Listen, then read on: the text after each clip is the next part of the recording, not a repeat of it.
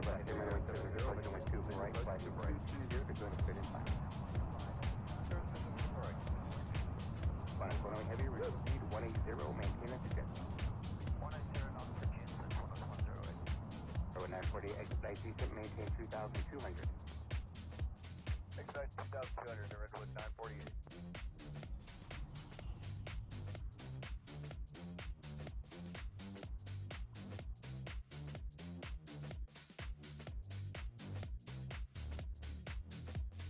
For 1516, contact tower 133.9, have a good day. Good night, Hudson Space. Southwest 208, maintain 180 knots or greater to Lima. Contact tower 120.905. Okay, 180 or greater to Lima, let's southwest 20.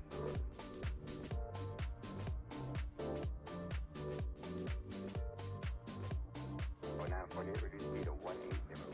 Little 180, Redwood 948.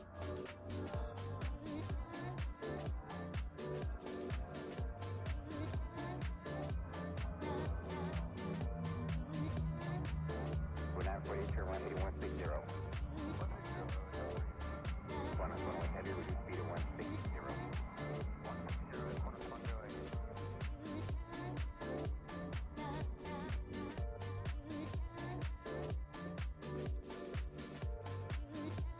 We're 940, continue right now, heading 220. Expected to join the straight in final, report to the airport site. 220, Redwood 948, got the airport site. We're 948, clear for delivery approach, turn away 24 right.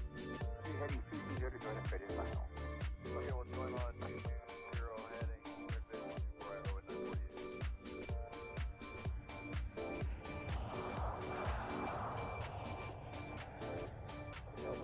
Southwest 1403, after 14,000 for 12,000, Southwest 1403, SoCal approach depart Santa Monica heading 070, vectors for the visual approach, runway 24 right. West 1403 will depart Santa Monica on 070 heading out of the forward to 24 right.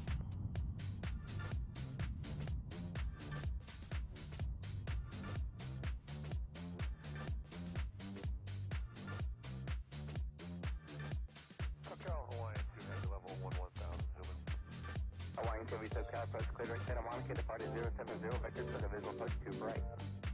Like Santa Monica, depart that heading 070, visual 4 right, Hawaiian 2.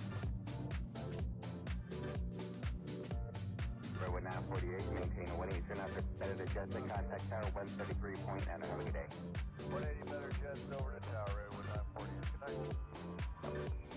Bonus runway heavy, maintain 160 knots to Jessica, contact tower 133.9, good day. 160 jets to 133 north, 11108. Southwest 1403, set to maintain 10,000. Southwest 1403, 10,000. American 1586, reduce speed 210, designated airport.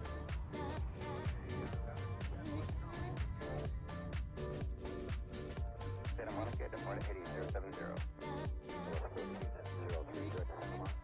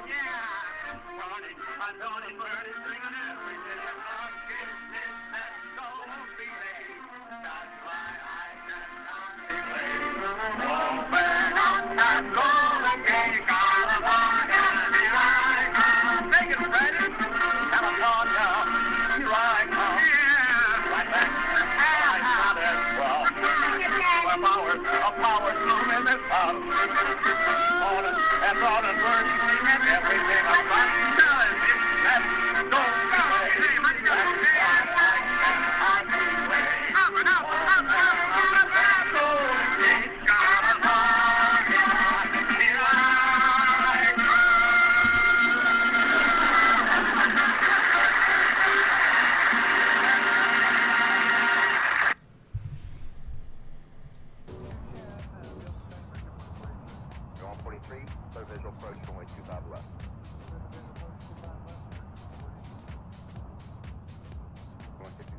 SoCal approach, maintain 250 knots.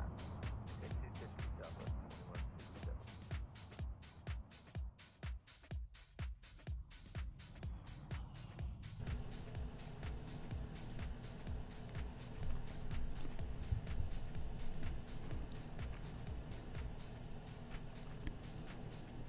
2127. Ladies and gentlemen, it is finally time to head to San Francisco, version 2 HD. And guess what?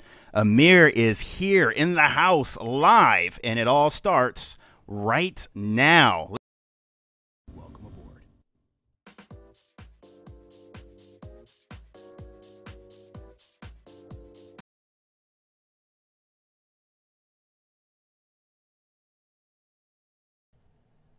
Actually, I think I clicked the wrong button there. It ended things a little bit prematurely. My fault, but nevertheless, Mir is here joining me live, and I am really excited to bring him on board today's stream. Let's see, where is my flight simulator? Mir, are you there? Yeah, can you hear me? Yes, hopefully everyone else can hear you. Before we start, we always like to try to do a little bit of a sound test just in case if my voice is coming in too loud or if anyone can't hear Mir. So we're going to, just before we start, just a quick second from everyone just to make sure that there are no issues in regards to sound. We hope.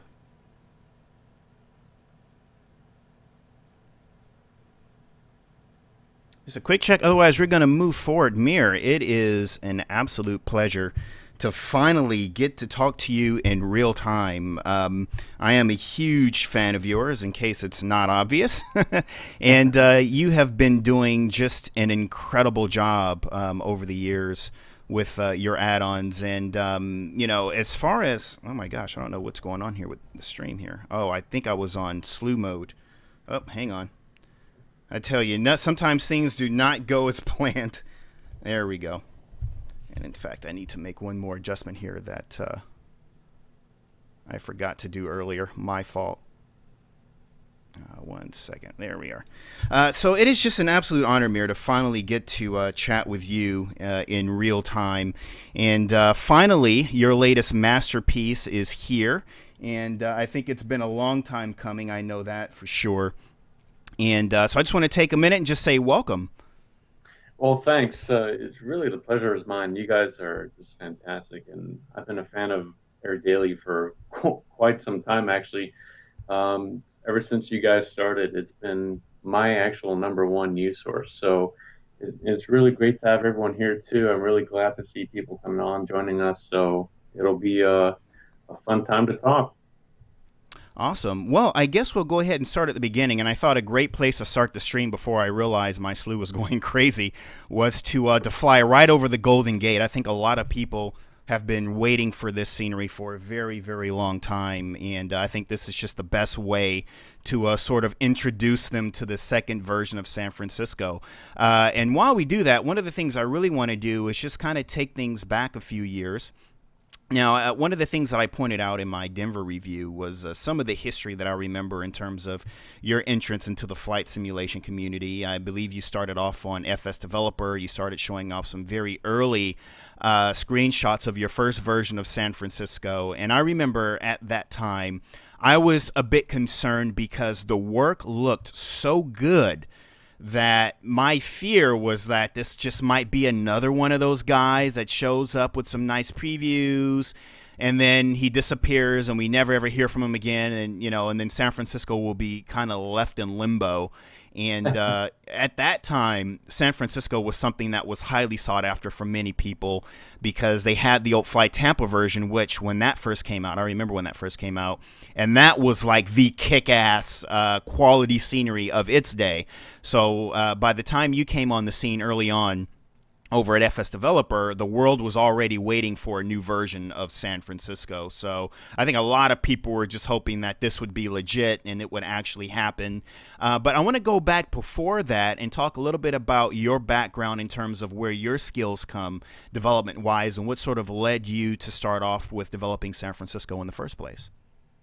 Oh gosh, it's sort quite some time ago. Well, before even developing for flight sims, I was I've been working at a lot of game companies. Basically, that's where my true kind of experience comes from. I've been in game development for actually a little over 10 years now. So that, that's really where it started. But I always had this passion for aviation, and I never really thought it would actually go anywhere in terms of a career. It was just kind of a hobby type of thing. And I think it was back in 2008 where I was getting really serious in flight sims. And I started just making some videos and, the stuff people usually do. I made some videos of, flying around in old Captain Sim planes. And that was really fun and all for a while. But it really hit me at some point, like, why has no one made San Francisco one of the biggest hubs in the U.S.? And being really kind of a visual person, it just kind of it bothered me a lot. So I thought I could kind of take the skills that I've honed in over so many years and just kind of see if I can develop something for myself. And it never really was a commercial project at first. And I'm sure some people saw some of my posts on FS Developer for several years ago, and I was so lost. I'm Wow. basically asking people, how do you import a simple model into this game engine? Wow. So it was really a struggle for me at first because it's unlike any other engine I've worked with. I've worked with a lot of engines. I've worked with Unreal. I've worked with Unity, all the major game engines, stuff for the PlayStation, stuff for Xbox. And this one was just it's really interesting how Flight Simulator from Microsoft is uh, utilizes the SDK to create models and import. So it was really kind of a new thing for me. It took me a while to learn, and slowly I took time every evening to work on it. My wife just thought it was kind of a hobby type of thing. She was my girlfriend at that time, so I was trying to Wow. make her kind of believe that at some point it would become a commercial project. So every night, little by little, I kind of worked on it and eventually posted some screenshots, which I'm sure you've seen. Hmm. And that's when a lot of interest picked up, and it kind of hit me like, why don't I make this commercial? It'll not only bring me some support to, do some future stuff, but I may actually get this finished. And that's really what ended up happening, and I'm kind of glad it turned out that way because uh, the first SFO, as I was pretty unhappy with it the way it turned out. People were really happy with it and helped me kind of turn this thing into a full time kind of gig, which I'm still doing today. Now, as a flight simulation enthusiast before getting into development, what was the first platform that you started off with? Oh my gosh, I believe it was FS98. Okay. Uh, So you I started think off that around the same time as me then with Flight Simulator. right. Now before that, I had flown a lot of military simulators. Gosh, there was this one that I used to fly a lot back in '94, I believe, or '92. And it was like a F-20, no, it was an F-16 simulator. I just can't remember the name right now, but I've always really been into flight sims, but just really started at FS98 and got a little more serious with 2002, and then when 2004 came along, that's when I got, it kind of became a hobby for me. Now, during that time, were you already getting involved with video game development? I'm sorry, around which time? During the time where you started with FS 2002, were you already into video game development, or No, had you not actually, started yet? yeah, not yet. Basically, that was a bit after high school, and I was working some temp jobs in law firms. And this is actually kind of funny because this is how I started kind of getting into the game industry. I had downloaded a pirated copy of 3D Max from way back in the day and started using it at my desk, basically at this law firm. And every day I kind of used it, learned more and more and more. So I was self-taught basically in 3D and kind of taught myself. And from there I kind of built up my portfolio and finally got into the industry. So that's basically how it started. And I don't know if you can tell us or not, but can you give us an idea of some of the games when you were officially into the gaming industry, some of the stuff that you worked on or contributed for? Oh yeah, absolutely. It ranges wildly from hardcore games to casual games. I worked on, some people may know this, Peggle, um, but I also did stuff for PlayStation Home back in the day. It's this little kind of a social experiment that PlayStation did.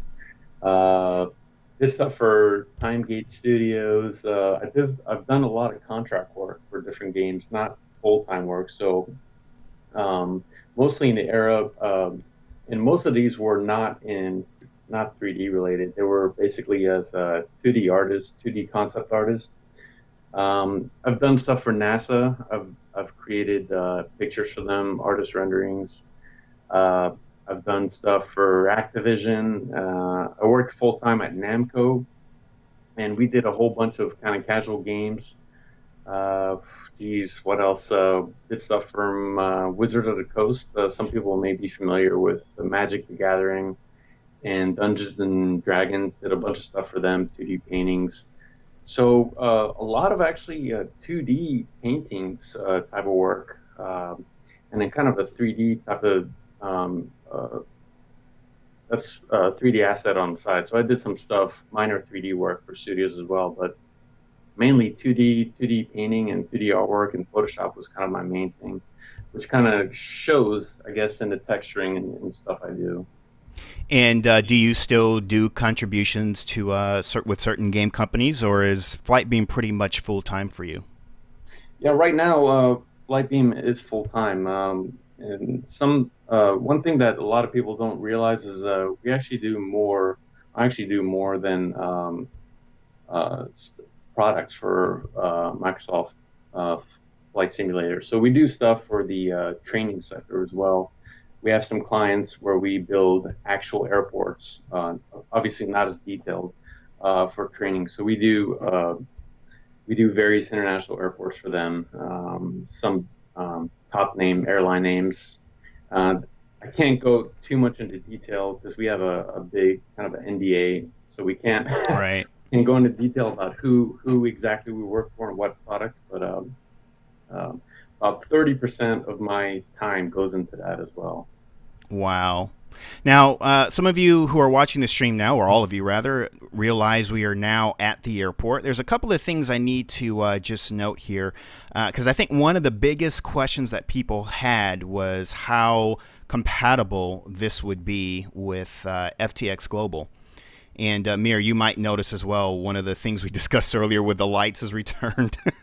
You Right. may or may not. So now you at least you get to see that. So I should also make another disclaimer that this is still a beta copy. So there's still some things to be worked out. So by all means, this is not the final candidate. So if something looks out of place, let me just put that disclaimer in now, that this is a version that's still in beta. But one of the things I also wanted to note for the viewers is that we are not using FTX Northern California at this time. I am using FTX Global, however, but with FTX Northern California, it is a far more significant frame rate hit, especially when it comes to streaming live. So just so that you guys are aware of that, I did deactivate that for the purposes of the stream, and I'm pretty sure Mir can get back into that a little bit more. Mir, so as of today, you've done 2 versions of San Francisco. You went off and did Phoenix. And then, of course, there was Denver. Now, you've gone back and you've redone Phoenix. Now, we know that Minneapolis, St. Paul, and, of course, Frankfurt is in development. I know a lot of people are really excited about that, which we'll get to in a little bit. As far as going back and redoing sceneries, do you think you'll go back and do Phoenix again? Or is Phoenix, are you pretty much okay with the quality that has thus far? Yeah, I'm actually going to go back and kind of retouch it, but nothing like San Francisco, which was a kind of a from the ground up rework. So I'm definitely going to go back and do some updates. There are some issues at Phoenix. Um, I know it's not up to par with our level of quality right now, but uh, it hasn't sold as well as the other products, which kind of holds me back from kind of doing a whole reboot on it. But we're definitely going to go back and hit up some updates on that.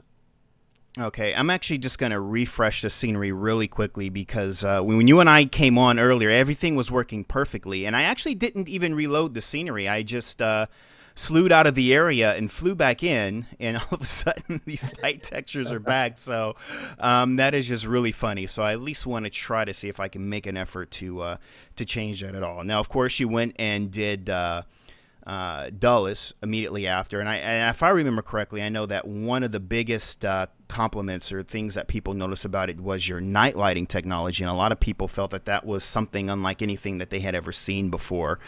Tell us a little bit about your night lighting technology and you know, things that you implement that's a little bit different. I remember when Phoenix first came out, one of the things that you implemented was some sort of a code, and you might be able to correct me on this, but that allowed it to use more GPU processing as opposed to CPU. So can you just give us a little bit of a run-in in terms of things that you have or technologies that you've developed for your sceneries to work differently and as well as they do in Flight Simulator that a lot of other developers probably don't experiment with?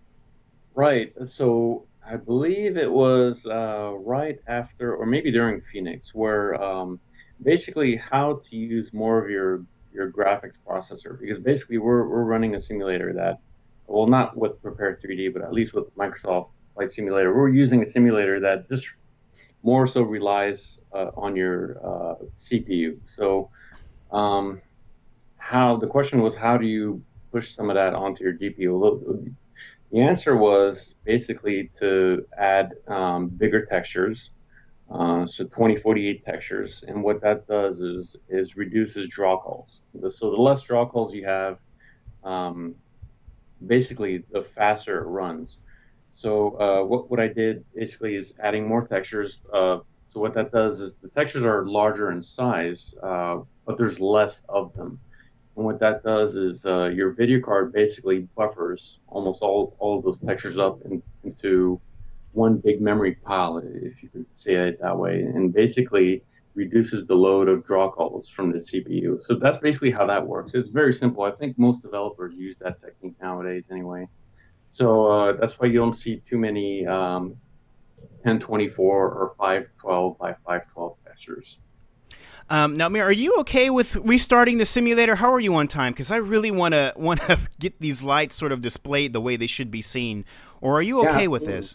I just you can go ahead and restart. I think the issue with lights in P3D is they use FX files, and they've recently changed some stuff back when they did 2.4 version 2.4. So I think that's why you're seeing some FX issues. That has been now resolved, from what I hear. Thank goodness. Well, that's that's a breath of fresh air. It's funny because the effect seems to be random in the way that Prepared seems to be rendering the lights. I don't know. That's just really, really interesting how it's doing that. Let's move over to Denver while we wait for the simulator to come back. And for those of you watching live, I do apologize, but I really, really want you to see this because this is going to be available tomorrow. And I really want you to see it the way that I've seen it, and certainly the way that you know, Amir and his team has wanted you to see it. So we're gonna take the extra step and see if we can get it displayed correctly for you. Again, for some of you just tuning in, this is a beta version of the product, so it's not the candidate that you'll be getting tomorrow. So there may be some errors here and there, but just as a disclaimer for some of you tuning in who are wondering, oh, is it supposed to look that way? No, but I want to talk a little bit about Denver and a little bit about the team, FlightBeam itself. Now, of course, we all know who you are, and you're, of course, the mastermind behind FlightBeam. But given the quality of the products you've put out and the amount of time, even given the fact that San Francisco is a bit late, and we'll get into why in a little bit, but how big is your team? I mean, is it really just Amir who's home, who's really, you know, doing all this work, or do you have people who assist you as well? Yeah, there's actually I've used typically I use about 1 or 2 extra artists per production, and basically what they really help me out in creating a lot of the cargo buildings and, you know, rental car buildings and stuff like that, because that can really become kind of time consuming after a while of being so busy with the terminals and stuff like that. So that's where I get the main help from, and also I have a guy that does all the AFCAD work, all the underlyings of, you know, the taxiways and stuff like that. So, so I guess you could say 2 or 3 people per production. But otherwise, I do basically everything else: the terminals, the ground, the effects, the special programming, all that stuff. It's basically just me. And here's a funny thing: I haven't been able to. I've been hiring other artists. I haven't been able to find anyone that can really hit that top quality mark to do the terminals yet. So, if you're listening and you're a good artist, send over your portfolio. You never know. So Mir could be FlightBeam could be hiring. Yes, I could be hiring. It depends. Let me see. I think if you want to just take a quick look at the chat while I get this going, I think there were a few questions there that I saw from the audience. If there's anything there that stands out. I did see one guy who asked if my version of Max now is now legit, which is the answer to that is yes, it's actually legit now. And you're using 3ds Max, is that correct? Yes, 3ds Max. Currently, the software we use right now is 3ds Max version 2014. And talking a little bit more about that, going back to that first version of San Francisco where you were just, you know, looking at it being a side project, obviously the feedback you got from the community was overwhelming without a doubt. What are some of the things that you've learned personally since that very first version that makes your life easier or makes your product so much better in that point of time? And I imagine it must be a lot. Yeah. Yeah, like I said, you know, when I first made SFO, and I was doing it part-time in my own time, it was basically kind of a big experiment. Sometimes things would show up the way I wanted them to, sometimes they wouldn't. You know, FSX has a really, as a scenery developer, you don't really have all the tools you need to kind of create what you want people to see. So a lot of what you see are actual kind of, I guess you could call it hacks. They were never meant to be used. Some tools were never meant to be used in certain ways. So, for example, the ground at SFO basically uses a compiler back from FS 2002, things like that. So there's a lot of tools now which I use, scripts and things like that, that makes life a whole lot easier. Thank goodness. So yes, that's actually been helping out production quite a bit. I'd say I probably move faster, probably 3 times as fast than I used to when I made my first SFO. Now, naturally, SFO, this new version, did not move as fast as you wanted it to. I think you had intended for it to be released earlier this year. And I've essentially been telling people, oh, that's because he's busy developing new developers. But congratulations on that, by the way. And how is it now? You're a dad of 2 now, if I'm not mistaken. 2. Yes, really. that's been the biggest delay for me, really. I'm sure there are parents here in the chat room. If you are a parent, just, you know, raise your hand. I'm sure you all, those that do have kids, know how hard it is to, especially work at home, having kids. So we had our second child back in August, so now he's just over a year old. And I was home, I was a home daddy basically for about 6 months, and that's really where the main delay came from. It's basically impossible to work at home with a baby. I don't know if anyone's tried, with especially in software and graphics. It's impossible. So that's really the main delay. And then after that, we bought a home. That was another, I think, month and a half delayed because we had to. I'm sure some of you know the crazy housing market here in California. We had to go into a bidding war and all that stuff. Yeah, that's how it is. Moving, and so that was quite a delay here too. So if you sum it up, I was delayed about a little over 6 months, which is pretty significant. So this really should have been released 6 months ago because that's really how long it took for production. It took about maybe a little over 6 months. Wow.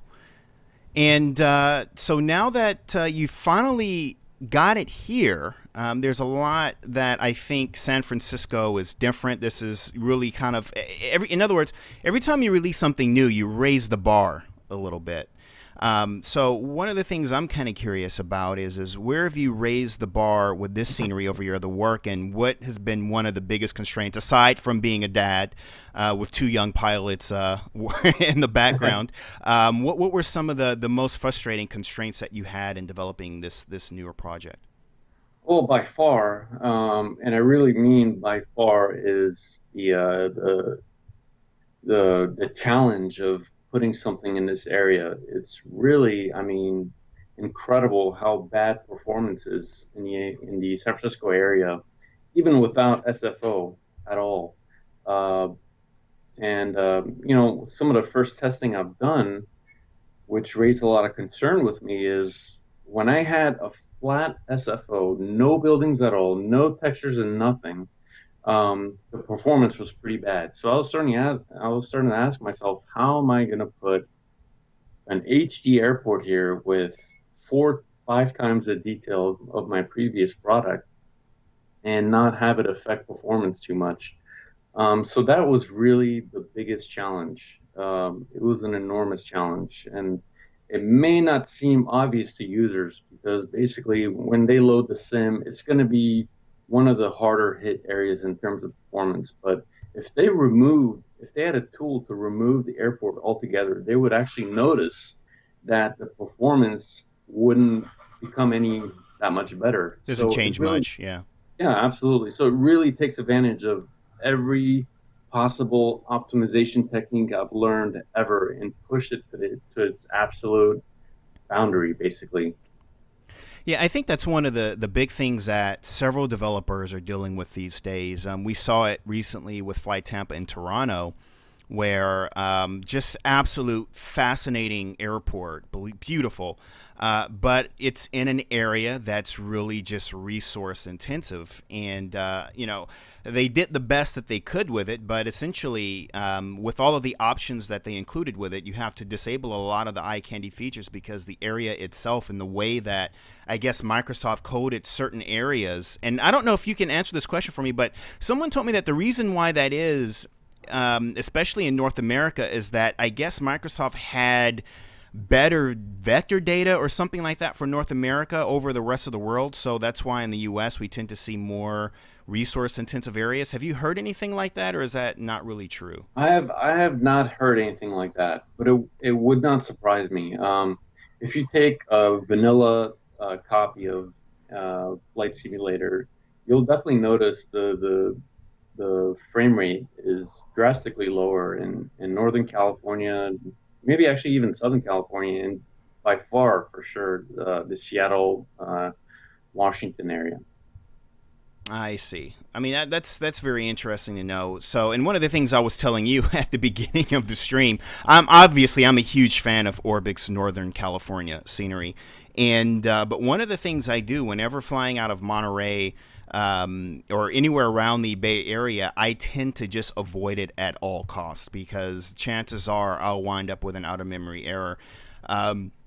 Going into anywhere else. That's just kind of how intense this area is, and I'm one of those kind of people where I don't like to skimp on visuals. So I admit a lot of it is usually my fault because I it's hard for me to turn down settings when I know that I should be. And I know even with your previous San Francisco, which the performance is really not much different given the amount of additional detail that you've done in this version here. But I've had to make it clear to myself that if I'm going to fly into San Francisco or if I'm going to fly into certain airports, I just have to make these settings done in advance so that I don't have any issues going in or out. With San Francisco, how many people did you have working on this project? In total, let me count here. It's about five or six. Let's make it six just in case someone questions me about it later. And if I understand correctly, you actually live in the Bay Area. Is that correct? Yeah, absolutely. That's the main reason why SFO was my first kind of product. I at first just wanted to make it, as a product for myself, not a product, but like an add-on.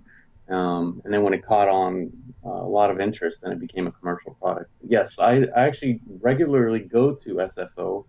I have a few friends who work there as well, and we regularly go there, take pictures, and meet up. And so it's one of my um, destinations on weekends when I want to get away. And given just the level of realism that you put in here, I have to assume that you had a little bit of, or can I assume that you had a little bit of help ramp side in terms of getting all the imagery that you needed, or was it really just going based off of what you could find? Oh yeah, absolutely. We had some good help. That's good to Yeah, know. we have. I have to keep this guy's name out of the loop, but I have a good friend, a really good friend, who's just been really fantastic. He helped me out with the first SFO. He can go wherever he wants to at the airport, so he was able to basically get me a shot every angle, every terminal, every cargo building, everything. Wow. So that was really nice, and it really is crucial in getting detail because you can't just, it's very difficult to guess detail and put it there. I really do not like to do that. So I usually like to either get someone who works at the airport or or get access myself and really kind of do it right and get the shots that you need, so you can get the real feel, put the objects that actually belong there. So everything you see here, is basically at the real airport. They have, the trash bins there, they have the stairways there, and all that stuff. So I really like to stay, in terms of realism, staying close to the real thing, so people feel more immersed.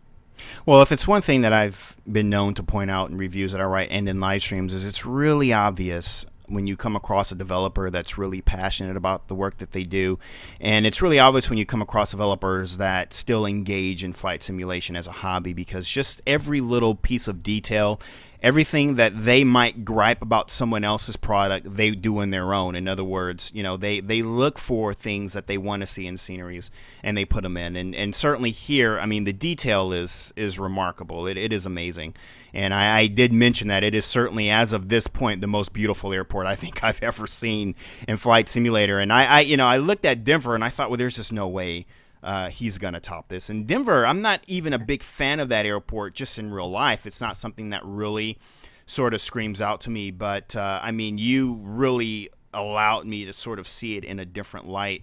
I want to talk a little bit about the features of San Francisco. There were certain things that you mentioned before that you would have, and certain things that you're working on. Tell us a little bit about the features that, when this is released tomorrow, that people will have, and things that they can look forward to in the future.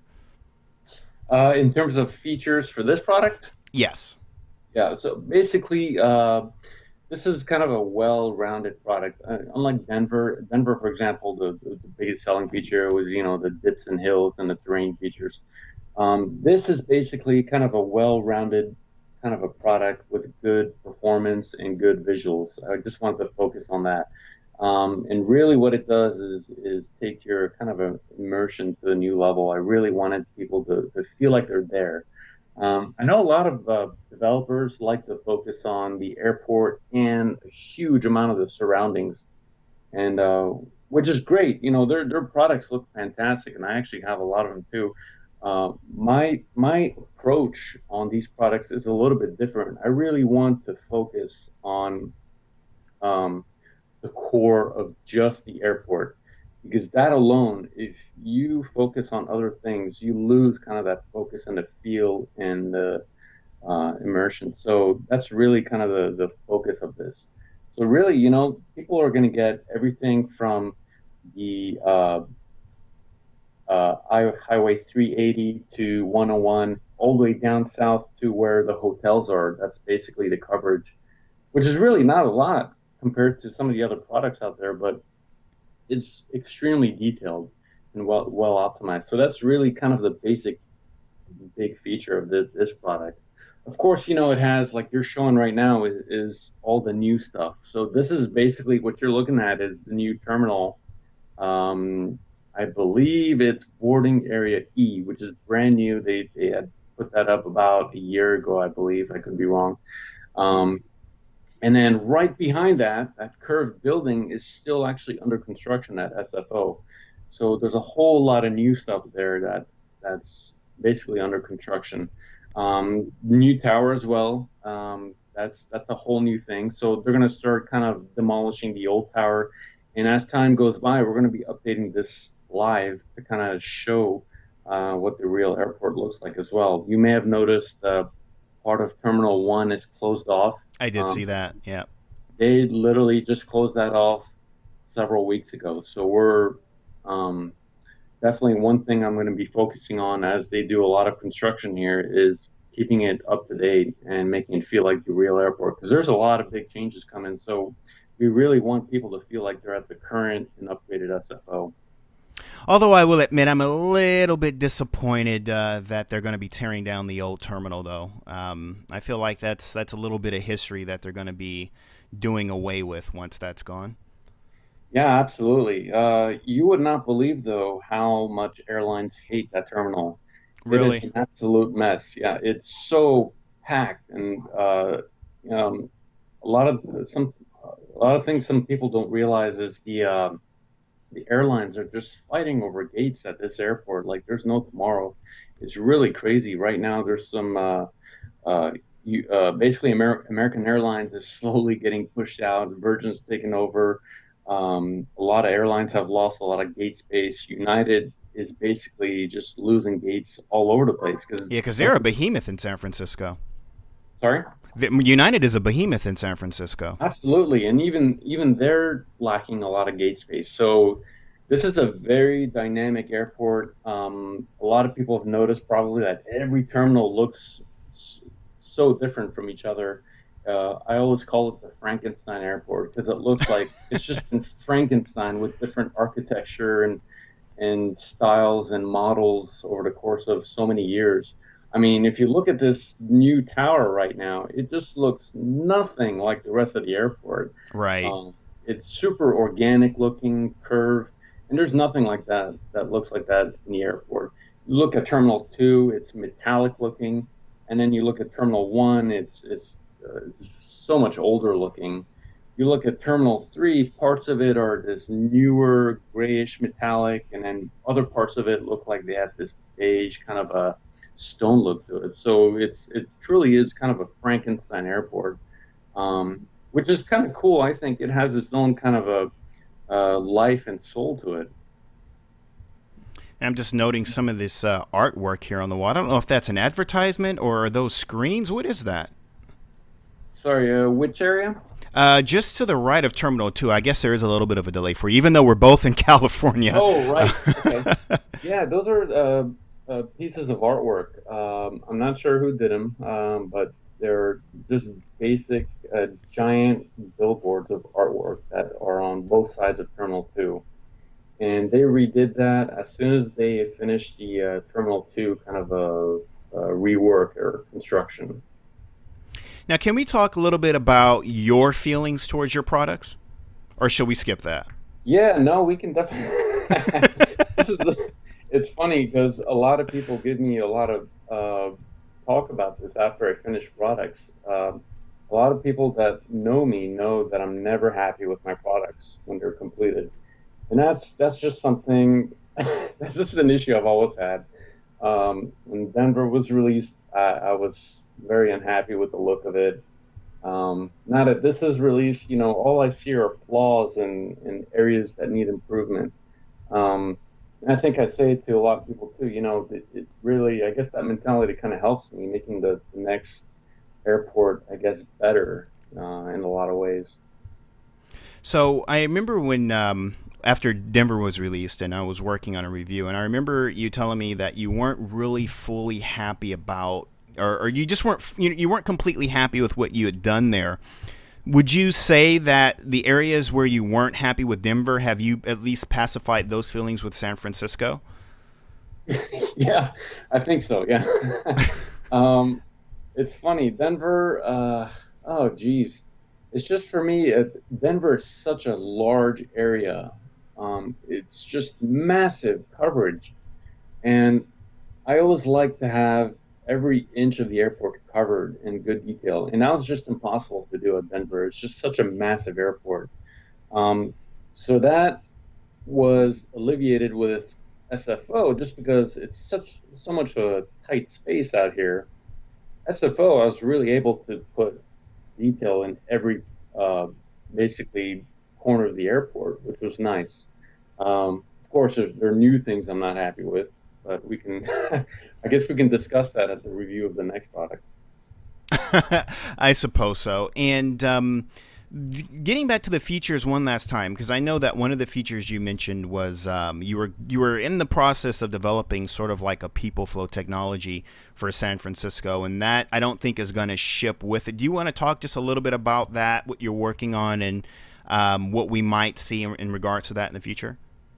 Yeah, absolutely. So people, I'm sure a lot of people did see I had passengers in some early screenshots, and that's actually kind of a sub-development. That's actually DLC that I do want to release at some point.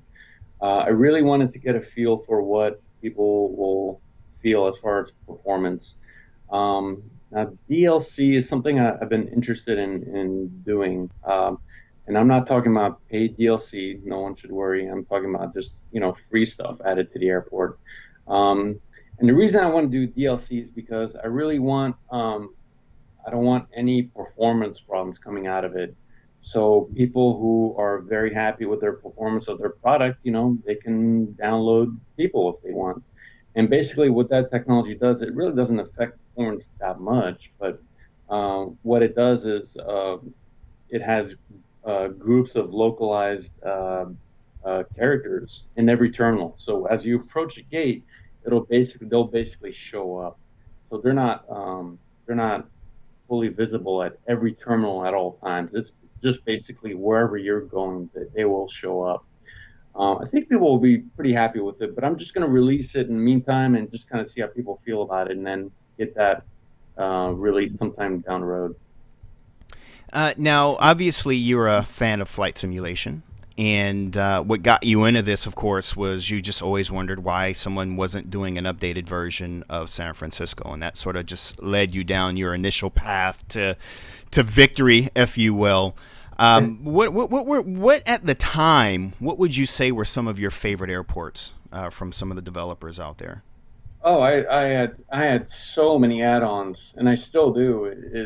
I'm really a fan of a lot of the work that's been done in the flight sim community. I started a lot, obviously with a lot of freeware uh, and something people really don't realize if they're not in the flight sim community, they have no idea how many paid add-ons there is. It is a big business actually. So I slowly started to get into the Fly Tampa stuff, and the guys at Fly Tampa, they do just wonderful work. I was really impressed with their texturing and their lighting and their textures and their models. Um, FS Dream Team had a lot of good stuff back then, and I had a lot of their airports. So it really did kind of give me a hint that maybe this is a good field to work in. There's other people that have been in the gaming industry that went into this field, and they did some amazing stuff. So I think Flight Tempo was kind of my main kind of, I guess, source of Inspiration. inspiration. There you go. And I'm just taking a look around here, and I've spent a lot of time on it yesterday. And it's funny because when you sent it to me, I had to get ready for. I was actually late for work yesterday because I just couldn't pull myself away from it, and I haven't had much of a chance to look at some of the comments and some of the people in the chat. But I mean, the work is incredibly beautiful, and even though you say that. You don't find that you're entirely happy with certain things, and I think that's the artist in you that's not entirely happy. But coming from a flight simulation enthusiast perspective, I mean, would you say that your focus in terms of what you have accomplished thus far is everything that, from the eyes of an enthusiast, you've accomplished? You feel that you have done that, or do you feel like you got to keep raising the bar more and more each time? It's hard to say. It's hard to say. It depends on the enthusiast. There's two type of there seems to be two types of simmers. The ones who are absolutely hardcore and they want everything realistic, and everything's got to be perfect in terms of, gate numbers and everything like that, taxiways. And then you got this other type of simmer who is more visually inclined to see things that look good, things that look like real life. So I guess if you would say, if you're more of a visual simmer, this would kind of, make you happy as a customer. I can't say much about the other type of simmer because I'm just not that type yet. So that's just me. So I suppose you and I are birds of a feather. We really do look for the visual element. Absolutely, absolutely. For me, the visuals, that's what puts you in. That's what immerses you. Other people, it's other things. But for me, when it visually looks real, that really does a lot for me. And that's what I was looking for before I even started doing this. I really wanted stuff that looks real. So that's where, I love all the other developers' work, Fly Tampa, Visiting Team, PMDG. Their stuff is fantastic because they add things like, little shadows under objects and things that just make it look more real. And of all of your works thus far, which is your favorite? As far as other no, just your stuff. Oh, just my stuff. Well, if you go back in time, there's more issues I find with other stuff. So I guess you could say this is my favorite one so far. And there was something I just lost my train of thought. There was something I wanted to ask you. I just lost my train of thought. Let's move forward. So we have San Francisco here. Obviously, it seems to me that San Francisco is really not going to be a finished product, not for some time, just because, as you mentioned, you're going to be continuously releasing updates as the real-world construction continues to move forward. So we'll be able to kind of see that in real time as time goes by, and that pretty much solidifies what's going to be happening with San Francisco. But let's talk a little bit about the future of FlightBeam. Now, we do know that you do have Minneapolis, St. Paul, that one. As a matter of fact, let me rephrase this. You ran a poll, and among all the airports in the poll, it seemed that Minneapolis, St. Paul, and Frankfurt's main airport were the two that just kind of ran neck and neck. And I think for a while, you decided, well, which am I going to do? And at some point, you just decided, well, why not both? And of course, those are two projects that we're looking to expect in the future from you. Tell us a little bit. I mean, obviously they're in development, so there's not much you can tell us about it. But I think one of the biggest things people might want to know is which one might come first. Yes, that's a good question. Well, as you know, MSP is much smaller than Frankfurt. So I'm just going to take a wild guess and say probably MSP will be out first. But the reason I decided in starting a parallel project format is just because of the way production works. For example, if I give an artist a contract and work on this many buildings, well, basically, I'm going to be waiting for those buildings for a while, and then he's done. So there's no more work to do. So really, the thing we can take advantage of doing is just basically giving artists full-time work. So at any time, there's always going to be a set of buildings to do. And while they're doing their set of buildings, I'm working on core components of airports. So it's really it's not taking necessarily more of my time. It's going to be taking more of their time. So I don't have to wait up on them. They don't have to wait up on me to give them more stuff. It's kind of a production pipeline that's going to work. I've done this before at companies, so it doesn't necessarily also mean that projects are going to take longer. But we'll see how it goes. I think MSB is probably going to be out first, just because it's a lot smaller, and for sure I'm going to be flying out there in October. So production on that is starting a little bit earlier than Frankfurt. I see. So Frankfurt production hasn't officially started yet. Well, not technically. I do have several contacts out there that are working already on getting us, true reference. So while I'm not going to be flying out there, I do have people working on that right now. But I think the core reference stuff is just going to be done quicker from MSP perspective, just because we're going to have valid permits to be airside there and just get it done quicker, you know? I see. And without revealing anything, we know that these two are in production. Do you have any other airports that are in production or planned that we don't know about? And maybe you could give us a number without giving us any names. I don't have any secret airports at the moment. Not anything that I can announce or talk about.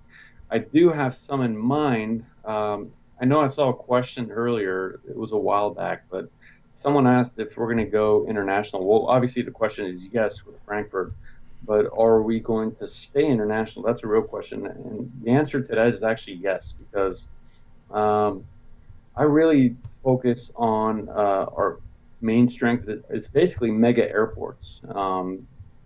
Really good at compressing and optimizing and doing some really big stuff.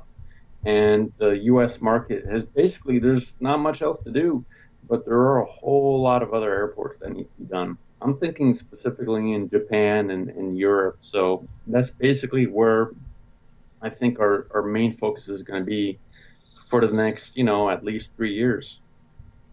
And obviously, you have a. Oh, I'm sorry. Oh, I think I heard my own voice. Obviously, so you have some ideas out there. You've got two big airports planned, and as you mentioned earlier in the stream, you're looking at potentially hiring. I believe it was a texture artist. Is that correct? Yeah, basically. I'm looking for all kinds of artists, to be honest. I'm always looking out for 3D artists. 3D artists is something so rare to come by these days. Ones that actually, do the work you ask them to. So that's always something I'm always on the lookout for. I hire locally and internationally. So if you guys know anyone, just have them shoot me an email with their portfolio. You never know. Well, to me, I see that as a wonderful thing. The fact that you're hiring and you're really looking to grow your company. I think one of the biggest concerns just over the years, especially when Microsoft left the FSX platform to the wind, if you will. I think there was just a huge concern that the flight simulation community was shrinking, and there have been people that have confirmed it, and there are people that say that it's a myth. I mean, one of the things is whether or not it's shrinking. The biggest concern is its growth. Because obviously you don't have the products on store shelves. Luckily, with Dovetail and FSX Steam, we now have FSX and virtual store shelves, and I'm certainly hoping that the community is growing on behalf of that. But just taking a look at your statistics, and how long has FlightBeam been in business now? Is it 4 years? Uh, about 5 years. About 5 years. About 5 years, yeah. So just taking a look at your statistics over the last 5 years, how would you say the community is? I mean, obviously, like you said, you're looking to grow your team, and you have a lot of ideas and projects in the pipeline. And it seems to me, and I think you did confirm it, that this really is your full-time job. So the fact that you're able to not only live on this and do it full-time, but hire people says that there are enough people who are buying it, and not pirating things, of course, but there are a lot of people out there that are buying it, and that it is something of a sustainable source for you and for FlightBeam to sort of thrive. So how do you see the flight simulation community in its present state and its future? Yeah, it's actually a lot bigger than you think. It's hard for me to actually put a number out there just because I know my own sales, and I know those are not the full numbers because there's a lot of people out there that don't even know my company yet. So basically, it's a community that is much, much larger than anyone can imagine. It's actually, as far as gaming is concerned, if you want to put this in a gaming category, this is one of the biggest communities out there by far. So, Wow. and working with a lot of the stuff that I can't talk about in terms of the training industry, I can certainly tell you that the flight sim world in the training industry and the flight sim world in our industry is slowly merging together, which is Hmm. a very good thing for us, for customers. So basically, what we're going to be seeing in the next 5 years is basically better technology, um, coupled, of course, with better hardware.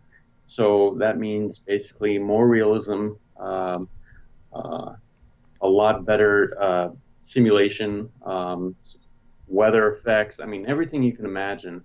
The next 5 years are going to go very quickly. I think more than anyone else can imagine. Well, certainly when it comes to visuals, and I'm happy to hear, you know, the thought of the two merging.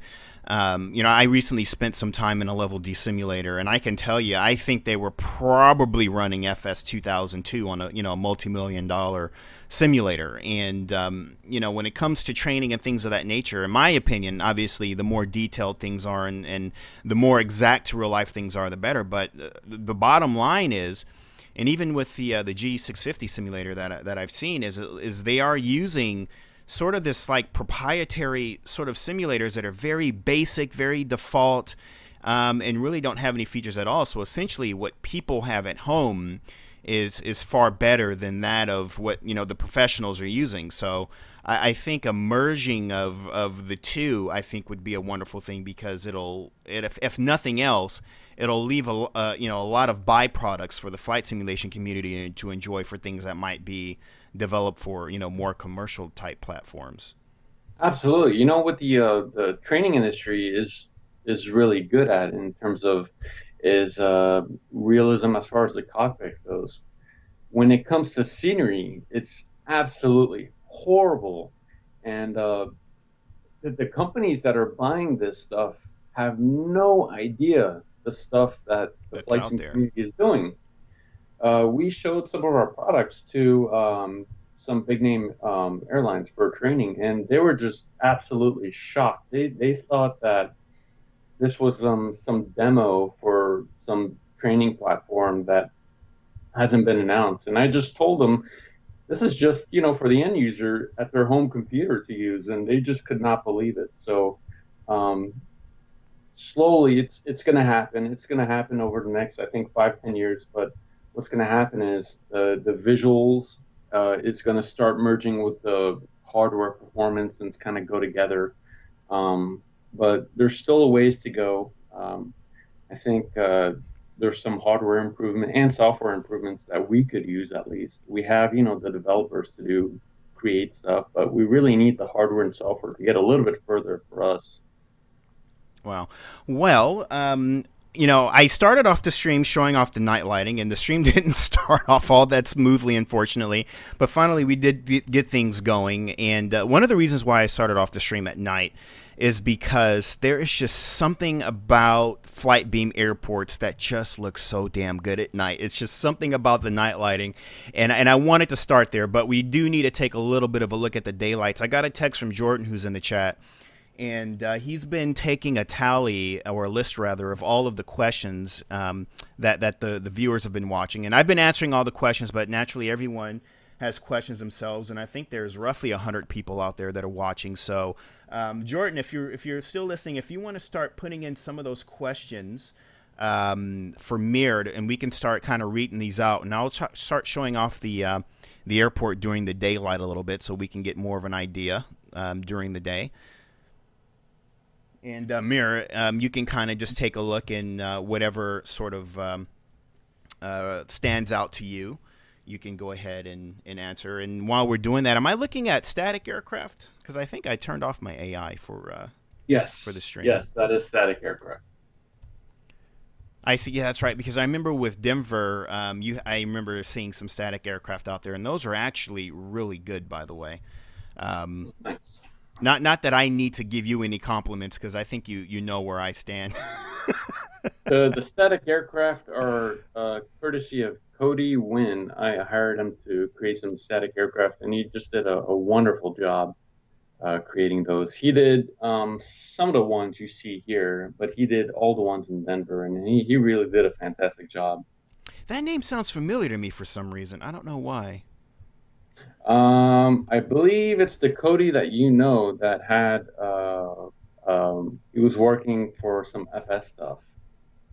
I see. Yeah, that name's. I'm sure if I pour through my email, that name would ring a bell. And so the folks that you have that you hire for FlightBeam, do they have previous flight simulation development experience, or do they just kind of you just when you look to hire people, you say you just have to have these skills and know how to work with these platforms, and then they sort of just adapt to developing for Flight Simulator, or do they have experience previously with developing for FS? Because I don't know if you want to mention or give shout outs to any of your team or your crew or not, but that was one of the questions I certainly had. Yeah, well, it's interesting because I use a different crew almost for every every production. I have used Cody for a couple airports now, but I use kind of both. I use some people who are flight sim enthusiasts, and I use some people who are in the gaming industry, have never done anything with any airplanes or anything whatsoever. Um, and there's good and bad about both. So the guys, flight sim enthusiasts, they know the SDK stuff really well. So they can export import models. They know how to apply FSX materials in 3D Max. And the guys who work in the gaming industry, on the other hand, are much better at optimizing and putting out clean models and good textures. And so it's really kind of like you need to find a balance. That's been kind of a challenge I've been running into, actually. I see. And just taking a look and see, did Jordan put up any of the questions yet? Oh, he did. Okay, so I see. There's one question. Let me see. I'm just gonna pause a little bit here so that we can kind of get through some of these questions here. Sid had a question. Sid who 777 says, "Have you ever thought about coverage outside of the airport boundary? Just curious on your thoughts." I think we did discuss that a little bit already. And what was the question? Sorry about that. Have you ever thought about coverage outside of the airport boundary? Just curious on your thoughts. Yeah, so that's one thing I mentioned earlier. I really like to focus on the actual airport itself. And what that does is basically immerse you a lot more into it. It's really hard to imagine how much work goes into just the airport. If actually I had more time, I would focus even more on the actual airport and tiny little gritty details. I don't like to focus too much on the outside just because I know there's a lot of other companies that do that stuff. For example, Orbex, their NorCal product covers the outside area very nicely. Actually, it's a fantastic product. So that's one reason why I don't like to kind of go outside airport boundaries and do stuff like that. If I did, the city of San Francisco, that would be problematic as well, just because I heard that Orbex is actually developing the city as well. So I don't want to waste too much time doing stuff that other people are doing as well. And the next question comes from, let's see here, Louis Serrano, 1983 says, he's curious about the Sim Object Display Engine and your thoughts about that technology.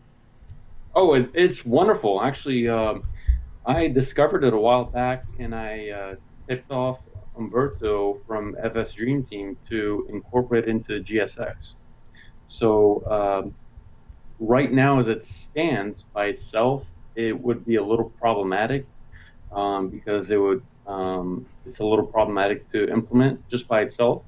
So I'm actually working with Umberto to have that implemented right into GSX, so we can actually use really functional proper jetways. And jetways are something that have been irritating me for so long because the native FSX jetways are just absolutely horrible.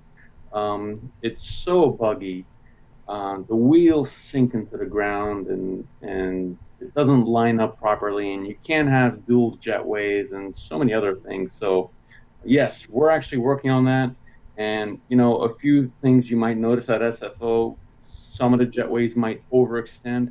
I'm not too worried about that stuff because we're going to be we're going to be replacing all the jetways once that's implemented anyway.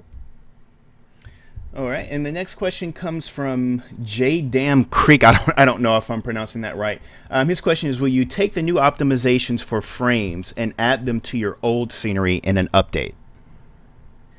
That's a good question. It depends on the product. So if you go back to let's say Dulles, it wouldn't have much of an effect.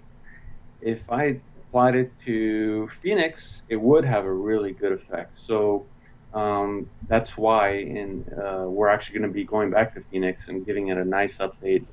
Not a ground up like this, of course, but just an update to it and kind of work out some of its issues. I know that the Phoenix area is kind of heavy on performance as well, but since then I've got a lot of new optimization techniques that we can take advantage of, to lighten up that area a little bit. The next question, let's see here. Can we see some smaller airports in the future, such as a general aviation airport, or is Orbix kind of paving the road for that? Yeah, that's also a good question. I actually wanted to ask you that myself. If you not necessarily like airfields, but like regional size airports, like say Monterey type stuff, that sort of thing. Right. I'm definitely open to it. What we do, I think a lot of people may have noticed, is that we like to run polls every once in a while. And, the major airports, the large hubs, are always the ones that people seem to be most interested in. If in the future there's a lot of interest for, a regional airport, I'd be more than willing to take it on. It would be immensely easier to make, to be honest. And save you a lot of time too, I'm sure. Absolutely. Let's see. Let me see here. There's some chats going on, so my screen dropped a little bit here.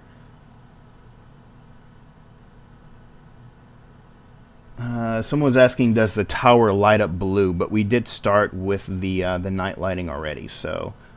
Yeah, I will answer that right now, actually. It's funny because just the other day, I went by SFO at night, and as I'm driving by on 101, I noticed the blue light behind the new tower, and I'm just like shaking my head, face palming, saying, how did I not notice that?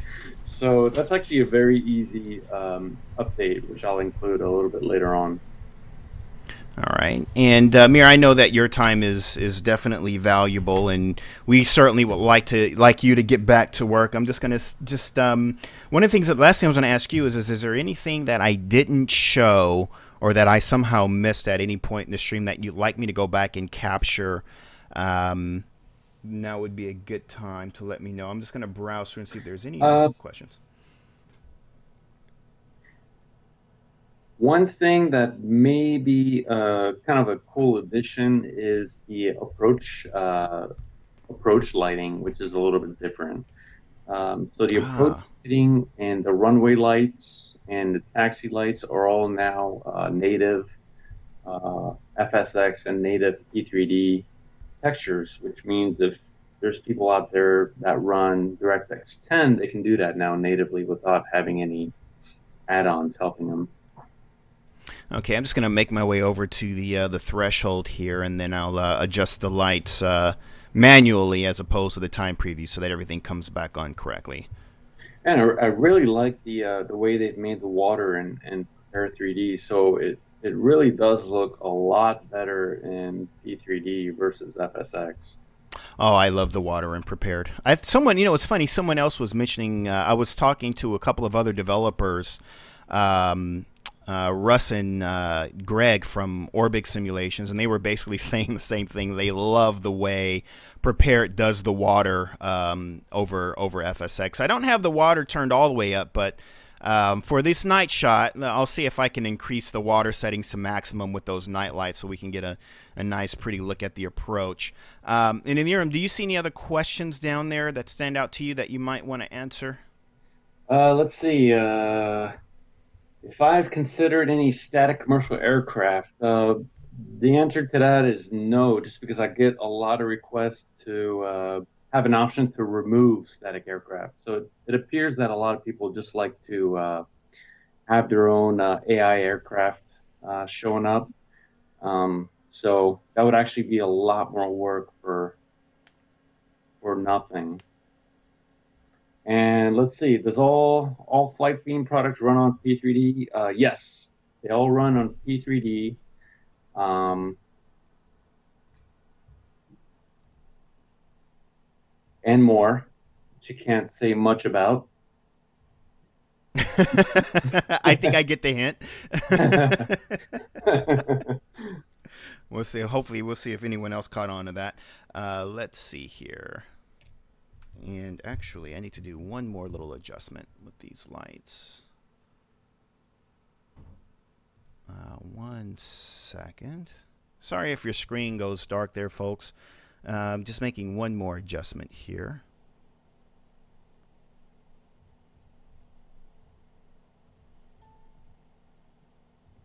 Actually, I don't think I want to make it that severe. There we go. That's a little bit better. And we can take a look at some of these approach lights. The approach lights on the left do not extend as far out, or is that just that might be another issue on my end, perhaps? Sorry, I didn't see. Oh, that's right. It's going to take you a minute. Oh, yeah, that looks right. Those bridges come pretty far out. But I'm noticing the lights on 2.8 are not as long as or 2.8 left is not as long as 2.8 right. Is that accurate? Yeah. So the approach lights on 2.8 left are, oh geez, what is it called again? I think they're MALSF, and then the ones on the right are ALSF2 approach lighting, and then 2.8 right has touchdown lights for the real airport, and 2.8 left does not. So it's not a bug.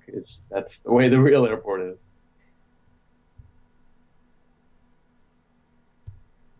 And those lights are really nice. Just getting a little bit closer to the ground and showing some of these lighting here. Yeah, it's almost nostalgic to me because I remember some of my earliest add-ons, and I didn't actually get San Francisco for a while back in FS9 when I was in my very early stages of buying sceneries. I know that I had purchased the Clout 9 LAX, I purchased Amsterdam, but I hadn't purchased San Francisco like right immediately when it came out. But I remember when I got it, and I just remembered how well done it was in comparison to Clout 9, which those two were really, Fly Tampa and Clout 9 at the time were really just the #1 scenery developers. And so kind of looking at it here, it's really nostalgic to kind of be back here again. You know, there was one person that I came across on Facebook, and I think this is the biggest question that people have.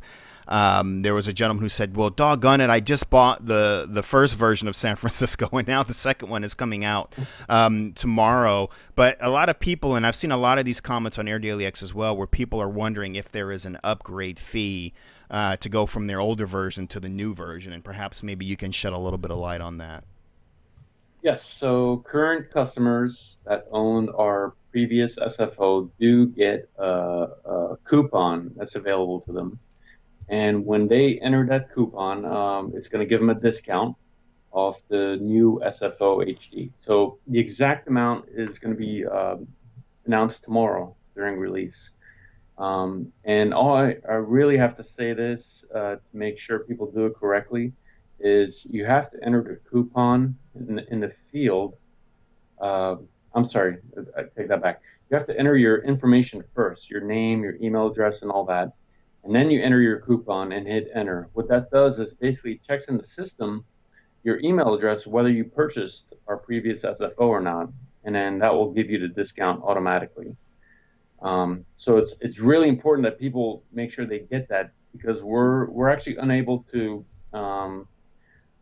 adjust, do refund adjustments. I can only do kind of a full refund, so it'll save you a lot of time if you do it right.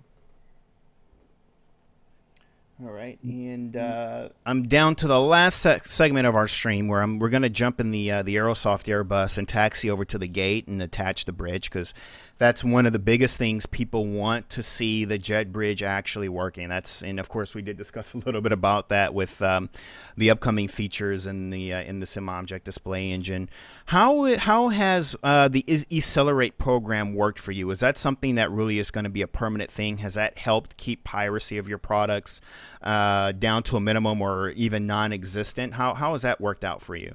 Oh, I'm really glad you asked that, because a lot of people actually think it's for piracy when it's really not. Piracy is just one thing. It helps alleviate, and really doesn't alleviate piracy all that well. It does, but not as much as other products. Really, what it does is it truly is amazing. A lot of things that people don't realize. It allows us to display conditional events. We can do custom lighting, custom weather, custom anything conditional. I can have a box appear in the middle of SFO at a certain time on a certain day, and it's completely conditional. I can have the night lighting be completely different in terms of memory performance than daytime textures, whereas regular BGL objects, it loads both night and day at the same time. In addition to that, it provides people with a trial mode, which is, I know a lot of people enjoy that. It also gives me a lot of really good sales tools. I can provide, customers with their own information, their sales information. If I go through a third-party seller, I can't do any of that. So eSeller, for me, has been just an amazing tool, along with the add-on manager, and Umberto has been exceptionally helpful in getting all that working. And like I said, again, piracy is not really the main thing it does for me. It really provides us with a huge set of tools to get these airports to display properly. Let's see here. I'm just trying to work with our Airbus here, and it seems like it just wants to fly away. I shouldn't load it up like this. Give me just a second while I try to fix this. And Jordan, if there's any other questions there, feel free to put them in, and thank you so much. I appreciate the assistance with that, because that's very helpful. And obviously, as far as live streams go, one of the things we want to be able to do is be able to have it as interactive as possible. All right, I think I've got things working now. Any particular terminal you like the best for me to pull up to? It's a tough one. I guess maybe boarding area E at Terminal 3, which is the new one. Or even, Terminal 2 is fine, actually. You're in an Airbus, so maybe Terminal 2, the frontmost one. Okay, that's the one right underneath the old tower, correct? That's correct, yes. Okay.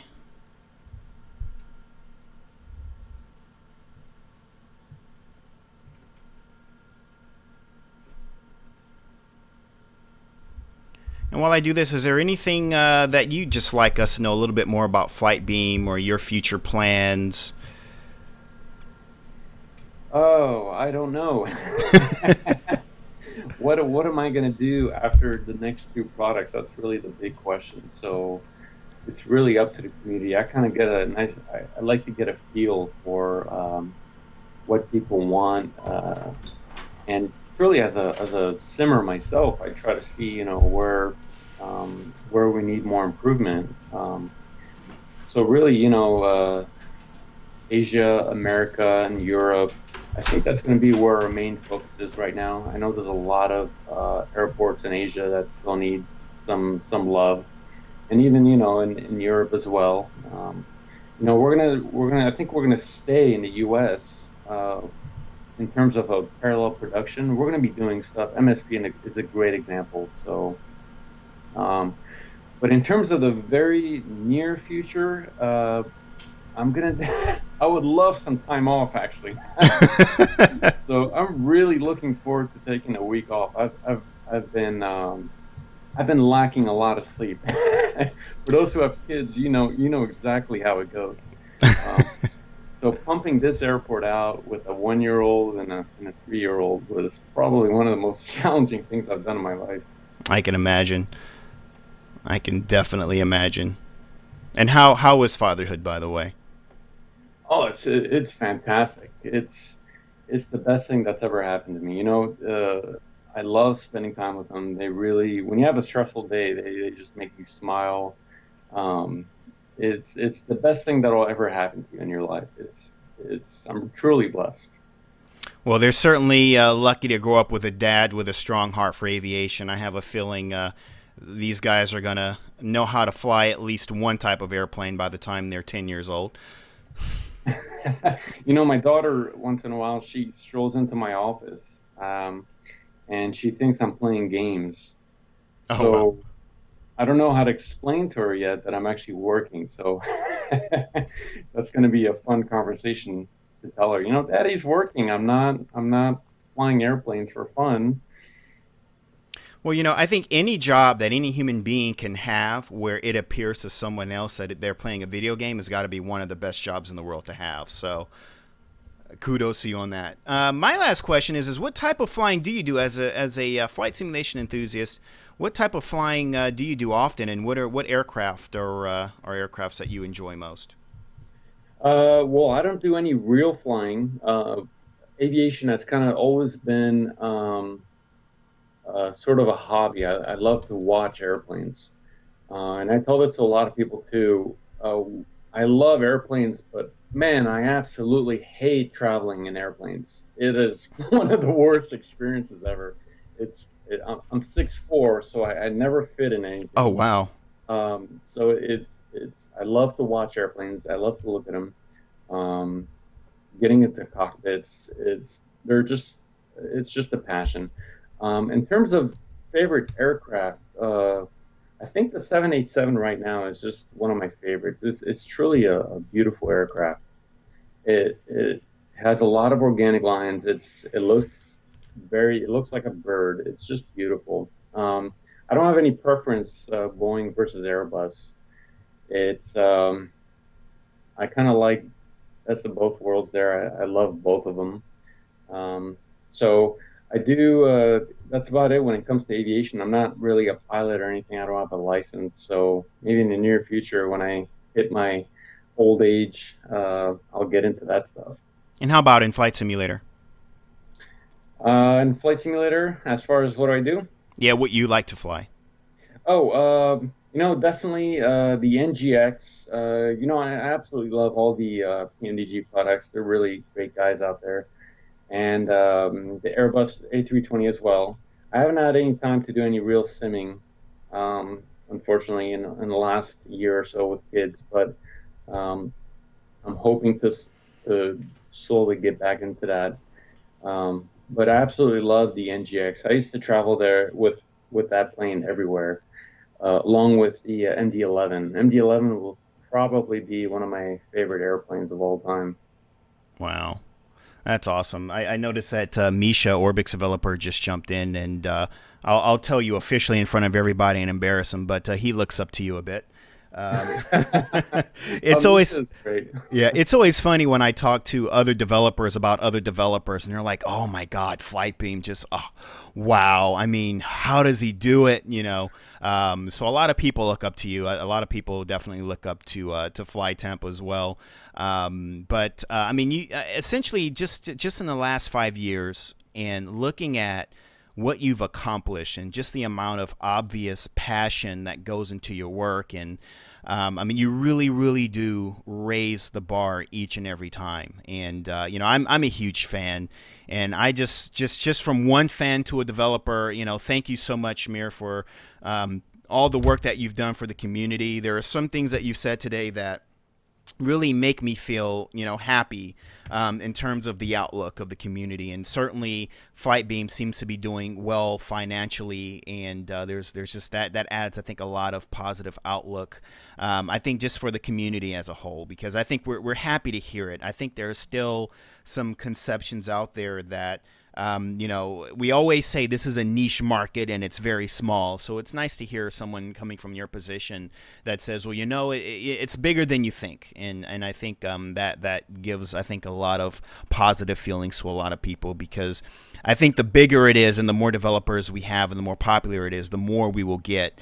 And, you know, there are those, like you said, when you first started out, you know, Flight Tampa for you was kind of your inspiration to getting in development. And I know that, you know, today you serve as an inspiration to a lot of people. And so, and just a reminder for those of you watching, if you have any skills, definitely reach out to Mir. And, you know, you never know. You could be the next person helping deliver some of these amazing masterpieces. Just want to make one last check here. I'm not sure if this is a question.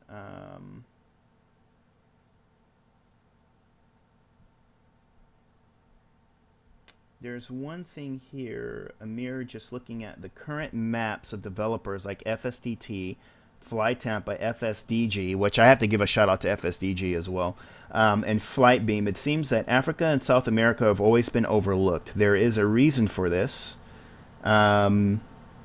Andre made a comment about on Steam about photoreal scenery. Okay, maybe that wasn't a question for you. I really wasn't sure. But Mir, I really just want to take the time and just say thank you. You've done just an outstanding job.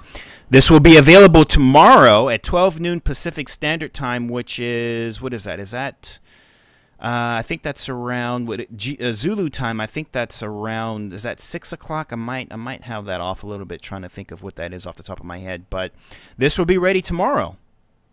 Absolutely. It's going to be ready tomorrow, and I hope we can get the support.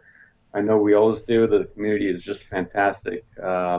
I truly apologize for the long delay in getting this out, but those delays are not going to happen again. At least I don't think we're having another kid. We're definitely not.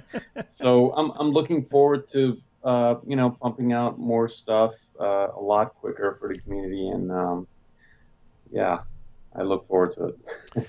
Well, Mir, I appreciate so much you just coming on the stream and answering all these questions, and kind of giving us a lot of insight just in terms of you as a developer and what you go through. And you're a human being, obviously. I think some of us see you guys as just gods that create magic, and you're human just like the rest of us, and you're a fan of flight simulation just like the rest of us. And it's been a real treat having you on. So I just want to thank you so much for taking the time out of your busy day to spend with all of us here. And on that note, we're going to go ahead and sign out. So I want to say thank you so much to everyone who's tuned in. Hopefully this has been enlightening for you. I want to remind you one more time, this will be released tomorrow. So feel free to crash the servers or whatever. Whatever, everyone just jump in, because as soon as, I'm sure people are going to be waiting for that clock, and soon as it hits, everyone's going to be hitting the refresh key. And so you know, hopefully, Mir, your servers are ready to go and ready to take on these downloads. Or are you prepared? We talked to some techs. Supposedly it's ready. Let's see if that's real. Well, and, we're going to find out. Well, I'll be hitting the refresh button as well on airdailyx.net, so that the moment it's ready, you'll see a release post up there. And for the most part, Mir, if you want to just hang on for just a moment, we're going to go ahead and sign out, everyone. So look for this tomorrow. Be ready, because San Francisco is going to be ready for you. So take care, everyone. Enjoy your Monday, and we're looking forward to San Francisco. Good night.